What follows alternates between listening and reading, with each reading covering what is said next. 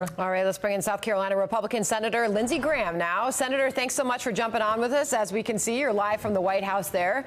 What is your reaction to what we all just witnessed there in the Oval Office? Devastated.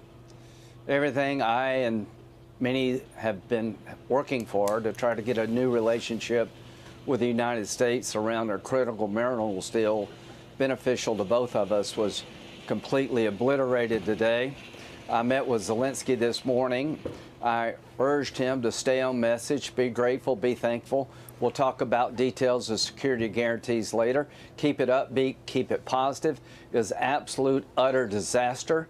The question for me is he redeemable in the eyes of Americans? Most Americans witnessing what they saw today would not want Zelenskyy to be their business partner, including me, and I've been to Ukraine 9 times since the war started. I met with him this morning. President Trump I talked to last night, he was upbeat about the deal. I've never been more proud of President Trump for showing the American people in the world you don't trifle with this man. He was very positive. He was very upbeat. He wanted to get a ceasefire. He wants to end the war. And Zelenskyy felt like he needed to bait Trump in the Oval Office. JD was awesome. This was a missed opportunity. And the question for me, for the Ukrainian people, I don't know if Zelenskyy can ever get you to where you want to go with the United States. Either he dramatically changes or you need to get somebody new. Senator, I don't know if you were in the Oval Office. My read is that you weren't. Correct me if I'm wrong on that. I just had lunch with him. Okay, all right. So when you were with Zelenskyy this morning and you told him to stay upbeat and positive, what did he say to you? Yeah, he listened, and I had Democratic senators who said the same thing. I said, President Trump wants a ceasefire. He wants to end this war. We don't need to debate about how the war ends in the Oval Office. We need to celebrate that we've got a $500 billion deal between the United States and Ukraine that gives us a business interest fighting for, that this is a big deal. Thank President Trump for helping you extract the minerals and be your business partner that can lead to a greater partnership. Zelensky's got a chip on his shoulder. Every European leader applauds him for standing up to Trump. All I can say is a missed opportunity. He doesn't even begin to explain it. And Zelenskyy is either going to have to fundamentally change or go. I can't believe most Americans, after what they saw today, would want to be partners with Zelenskyy. Ukraine's an important ally. They have fought like tigers. I don't want Putin to win. I want to help Ukraine.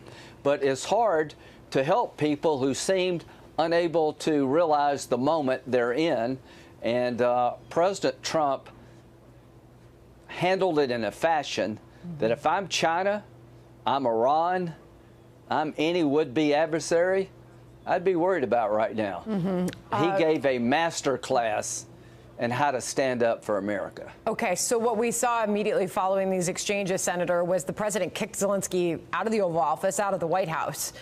We have since seen a statement from Zelenskyy thanking America for its support and for this meeting today. So what do you anticipate happens next? Have you heard anything directly out of the White House in the minutes that have followed this? I just think there's no way the president could have signed that deal given the way he and JD and our country were treated. I don't know if you can put it back together. I don't know if you can repair the damage. And I've busted my ass to try to help Ukraine to make sure we help them win a war that would, get this war over in a way that we don't have further aggression, and Donald Trump's the man to do it. I told him this morning, I told him, don't take the bait. Don't let the media or anybody else get you into an argument with President Trump. What he's doing today is resetting the relationship. You should be grateful. Now, whether or not we can put this back together, I don't know. But Zelensky's going to be on your network tonight. If I were him, I would profusely apologize to the way he treated our president and the vice president in the Oval Office and show a little bit of gratitude for what the American people have done. Senator, how does Moscow and Putin look at this meeting today? What's their read? Well, I think they look at Trump and say, I don't want to get on that guy's wrong side. I think what Zelenskyy did today is marginalized himself with the American people. And any time you do that, that emboldens your enemies. But my takeaway, I told President Trump, I said, there's two ways to look at this. Your interaction with Zelenskyy was maybe the best television I've ever seen. But it's deeper than that. The world is now watching how Trump behaves and acts when he's pressed. I thought he stood up for America, that we're a good people. We want to help you, but we're going to be respected. So I think Moscow is probably more afraid of Trump than ever. Hope the Chinese are, and I hope the Iranians are. As to Zelenskyy and Ukraine, to the Ukrainian people, America wants to help you. The way the meeting went today, you made it almost impossible to help you. Again, I'll ask you, what do you want to see happen next? Well, I don't know what's going to happen next. I don't know if you can repair the damage. I don't know if you can ever do a deal with Zelenskyy anymore. Listen, did you see a guy that you felt good about going into business with?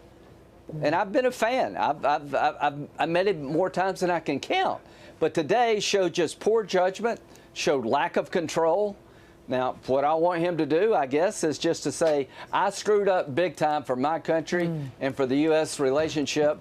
And if I had it all do over again, I'd done it differently. I'm sorry. If he can't say that, then Ukraine, you either need to send us somebody new we can deal with or just accept the consequences. Senator, thanks for popping on here. White House official, by the way, saying just crossing right now that Trump made the decision to call off this signing ceremony with Zelenskyy. So you marry that, Sandra, with the tweet on X a moment ago that we read. And there's a bit of a suck-up opportunity here for Zelenskyy. And based on some of the reaction we're getting so far, he would be wise to take it.